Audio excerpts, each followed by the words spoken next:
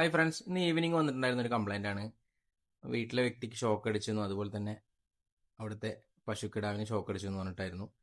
അപ്പോൾ നമ്മളവിടെ അടുത്ത് പവർ ഓഫ് ചെയ്തിടാൻ പറയുകയുണ്ടായി. അങ്ങനെ നമ്മൾ ചെക്ക് ചെയ്യാൻ പോവുകയാണ്. അവിടെ ചെന്ന് ആദ്യം തന്നെ നമ്മൾ ഫ്യൂസ് കാരിയർ അഴിച്ചു മാറ്റിയതിന് ശേഷം കണ്ട കാഴ്ചയാണ്, മെയിൻ സ്വിച്ചിൻ്റെ ബാറ് കത്തിപ്പോയിരിക്കുകയാണ്. അപ്പോൾ ഇത് കുറച്ചായിട്ട് ഉള്ള സംഭവമാണ്. കാരണം ഇത്രയും അധികം കത്തിപ്പോയിട്ട് അതിങ്ങനെ ഇവരറിഞ്ഞിട്ടുണ്ടായിരുന്നില്ല. ഇന്ന് ആണ് പശുക്കുട്ടി നിന്ന് വിറക്കുന്നത് കണ്ടപ്പോഴാണ് അവർ ശ്രദ്ധയിൽപ്പെട്ടത്.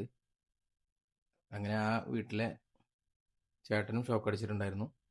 പെർത്ത് ഈ വഴിയാണ് അടിച്ചിട്ടുണ്ടായിരുന്നത്. അവിടെ തൊട്ടടുത്ത് തന്നെയാണ് അവരെ തൊഴുത്തും. നമ്മളത് പോയി ഇനി അവിടുത്തെ മെയിൻ സ്വിച്ച് ഒന്ന് ചേഞ്ച് ചെയ്ത് കൊടുക്കണം.